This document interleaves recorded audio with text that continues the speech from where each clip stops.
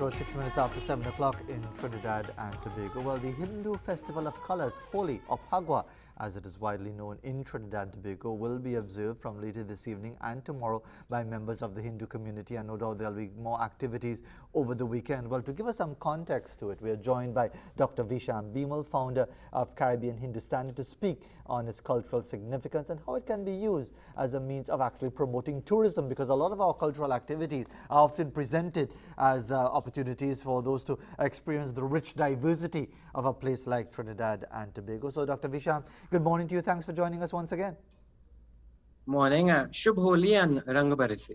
Good to have you with us. So, put it in context. Even for those of us who come from communities where you would see Phagwa activities taking place quite regularly, the Abir and all of the activities, the Chautal performances that would be taking place at various locations. Of course, all of this was before COVID-19.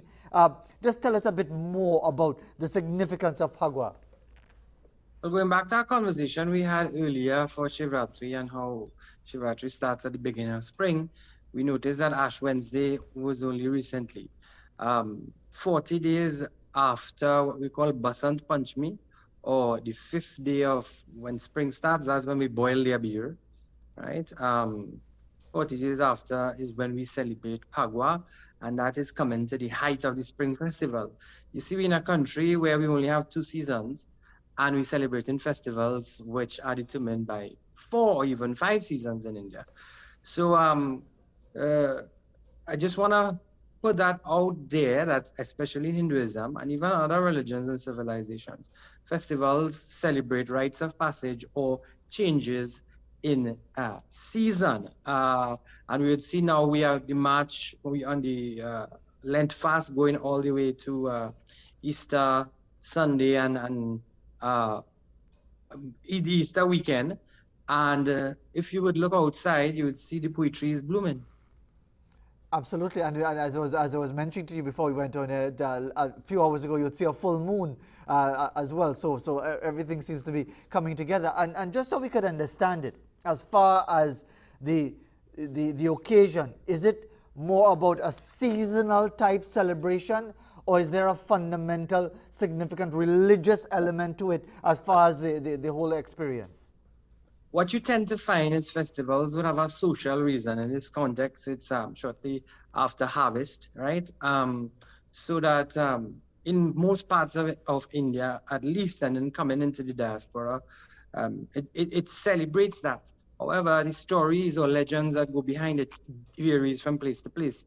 Most of the indentured laborers came from Uttar Pradesh and Bihar, so that the main story there is about the devotee of Lord Vishnu, Prahalad, who his father was a demon, evil king, a negative force, a nemesis, and Lord Krishna was the protagonist. And because of the oppression he caused on the earth, the Lord says, well, whenever adharma or negative things arise, I come to restore dharma, which is positive or righteous things. So the Lord Krishna, which is an incarnation of Lord Vishnu, killed this king Hiranyakashipu, and it's on killing of this king, he's said to be killed on the full moon night. Last night we started the celebrations with the burning of Holika. Holika is supposedly his sister. On multiple attempts, because his son was a devotee of Vishnu, he tried to kill his son, and then Lord Vishnu came in the form of a half man, half lion, and killed him. So we celebrate Holi with regard to that religious story or legend, but it's much more than that. And therefore, given all of the restrictions that have been imposed on us by COVID-19, and once again, while there might be a level of relaxation, what is actually going to be happening in a Trinidad and Tobago context, as far as you are aware, for the observance of Phagwa this year? But I'm not sure, because we did celebrate Carnival, which is something similar as a celebration of spring as well. This is another celebration of spring. Kind of looks like Juve, doesn't it?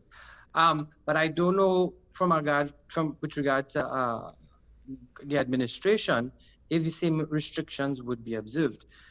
Whereas you have Kaiso and Soca being played during Carnival, we have what we call Chautal a specific folk song, yeah, has extempo in it. It talks about the same individuals we spoke about, the historical legends of Pagua. And so I think it will be limited. I've seen a lot of online celebrations, meaning that they would show videos or have chowtal singing competitions. I remember I came on your program last year with Biraha Raja, and that organization had done a recording of the traditional folk songs and had put on the attire of Holi.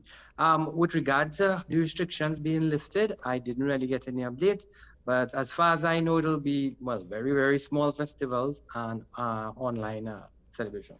And as far as, because you're very much involved with the diaspora, not just in Trinidad and Tobago, but throughout our Caribbean region, including South America, Guyana, Suriname, and so on, is there a great similarity with the observance in our part of the world for the Indian diaspora observing Holi and Pagua?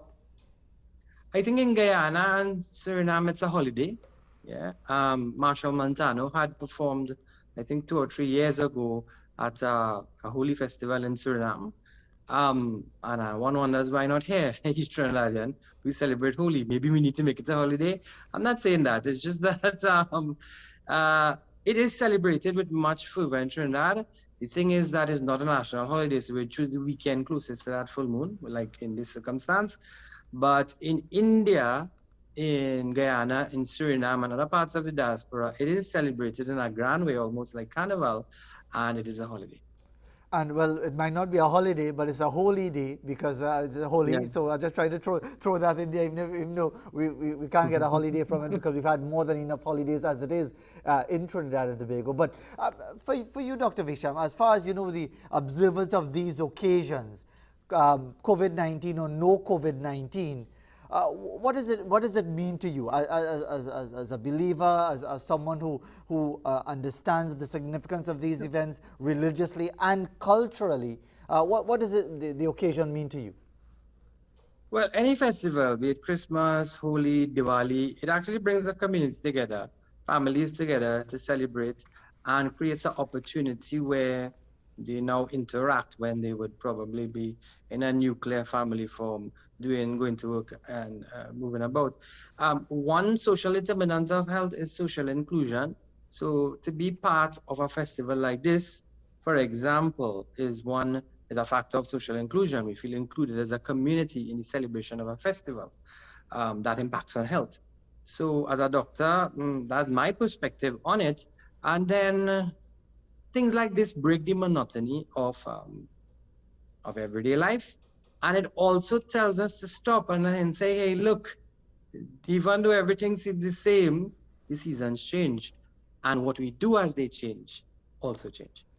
Dr. Visham Bimal, we want to thank you very much indeed for taking the time. Will there be any, on your Caribbean Hindustani page, will there be any additional information in relation to the actual events and so on?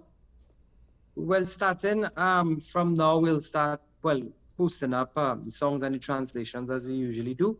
But this would go as a project way into Indian Arrival, which is coming soon, where we look at all the folk traditions of the Indian diaspora and the Caribbean specifically, give the meanings of the songs, the essence, and the whole tradition behind each. Because in the Indo-Caribbean space, there are folk songs that are significant in changes of seasons like this, as well as rites of passage or certain times in people's lives. Indeed, there's a lot of things that are happening when we talk about a place like Trinidad and Tobago, as far as different cultural elements, different historic elements, different religious elements, as well as we observe the occasion of Holi, or Pagua, as we know it popularly here in Trinidad and Tobago. Dr. Visham Bimal, thanks very much for taking the time to be with us once again. And thanks for the opportunity. You're more than welcome. 7:15 in Trinidad and Tobago. As we go to the break, here's an image captured on the estate by Sheriff and Pinky of Grand Cova. Cocoa, indeed, the ripened ones there together with the greener ones on the cocoa estate. We'll be right back.